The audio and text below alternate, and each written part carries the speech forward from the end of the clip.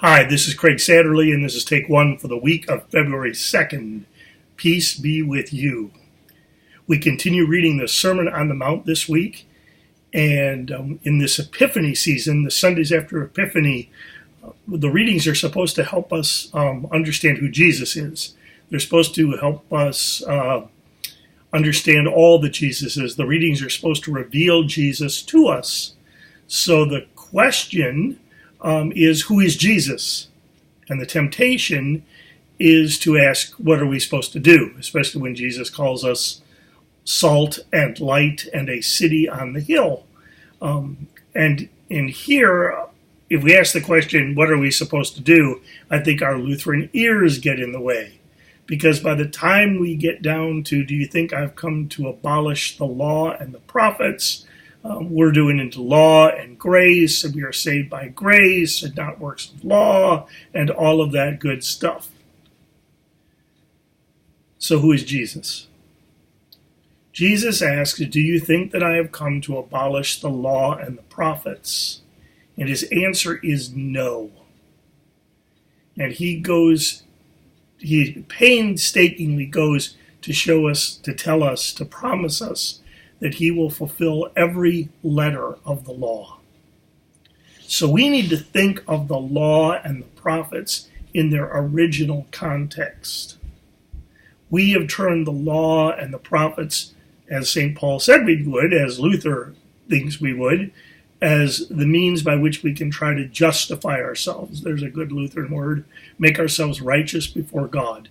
And what we've lost track of is that both the law and the prophets are God's promises.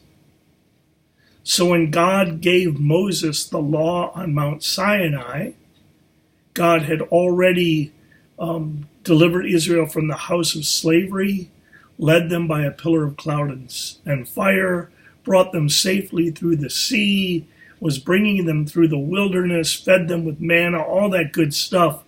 And the law was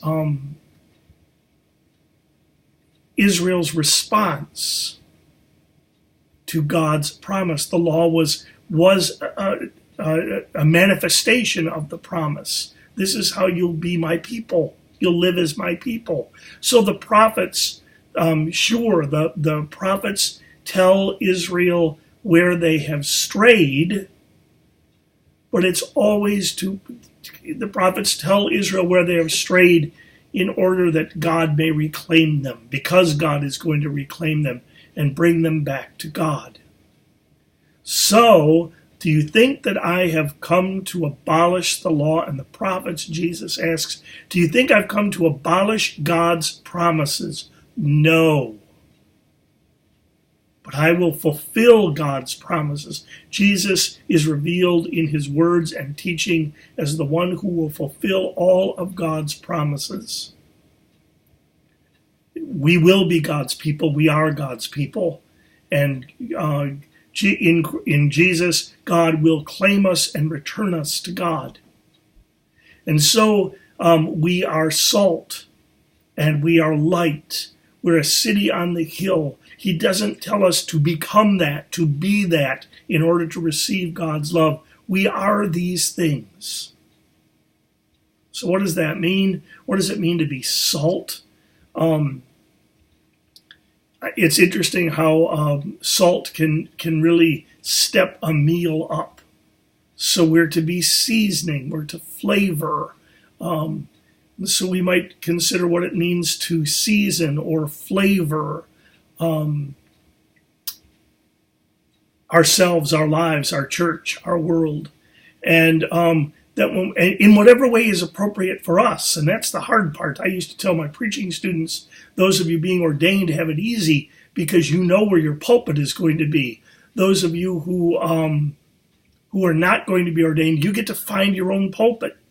And sometimes the pulpit you find will be a better, more life-giving, more revelatory, more powerful pulpit than the ones in church, because you'll be speaking to neighbors and to communities and to people that need to hear Jesus but may not know him. So we need to be salt in whatever way is appropriate for us.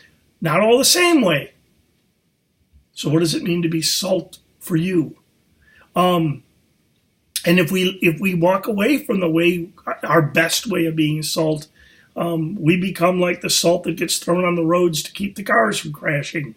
We've lost our saltiness, and pretty soon we're swept or washed away. Same thing with light. Light is not to be kept under the bushel, but it's meant to light the whole room. It's meant to spill out and fill the room, and indeed to be a beacon like a city on the hill, to draw people to God. Not to draw people to us, but to draw people to God. So we are salt.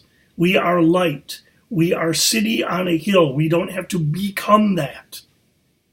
In fulfilling God's promises, every last letter of God's promises, Jesus makes us that, salt and light and a city on the hill. And so we get to live that way, knowing that we are not the source of our good works, but we are the conduit of God's good works. So what it's about is letting God's good works flow through us so that people might be drawn to God and even to be grateful to God. That's what this is about. Jesus proclaiming himself as the one who fulfills God's promises and makes us righteous so that we can live as the righteous ones of God, and that others can see and taste God's goodness and to be drawn to God and to be grateful. Makes me wish I was preaching this weekend, but I am not. Busy week. On Wednesday, we're in the office for staff meeting. On Thursday, I am preaching this week. Yeah! I get to preach for the Capitol Conference on Thursday. Yes! And then I have the executive committee after that. On Friday, I am teaching in the ELMM program. We're going to talk about assisting ministers. We're going to have Eucharist, and I get to preach again. So pretty cool. And I think I'm preaching on Wednesday at Eucharist. So this sermon that I didn't think I'd get to preach, I get to preach. I'm 3 times, just not on Sunday. I'm very excited. On Saturday, we have Synod Council. And on Sunday, Pastor David, Pastor Roseanne, and I are heading to Indianapolis, where we are going to participate in the Lombard mediation training. This is done. It's the Mennonites do this, and it is a training on the Mennonites are very committed to peacemaking. There's Pastor Anderson. Excuse me a minute. It's a text, and I'll read it when I'm done. Anyway, they are Mennonites, and the Mennonites are into peacemaking. And so what they teach, not only people in the church, but also in nonprofits and in corporations, how we can deal with conflict in a way that doesn't escalate the conflict. So we are going to do this together. We're excited to gain these skills.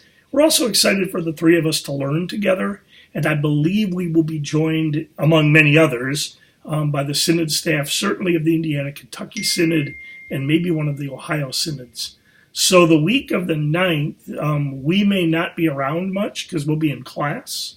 And we may not be able to return phone calls and emails instantly. So please be patient with us. Know that we're learning.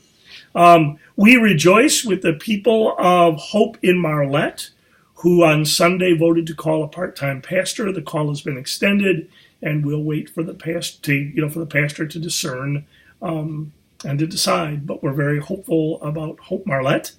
And then I believe on Sunday the 9th, Faith Lutheran Church in Saginaw, the congregation will be voting to enter into a contract with a pastor for 2 years, a transitional pastor for 2 years at 3/4 time, while Faith in Saginaw discerns its future and sorts out, its long-term plans and possibilities.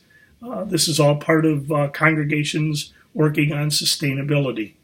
We also rejoice and pray with the people of Maasai and Roscommon, who on Sunday the 9th will be voting to whether to call a part-time pastor.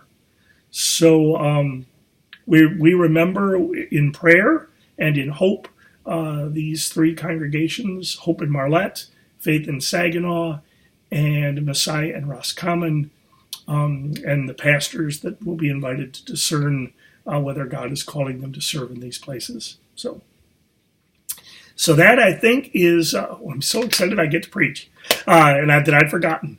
This is take one for the week of February 2nd. I hope you have a great week. Continue to pray for our country, please, and peace be with you.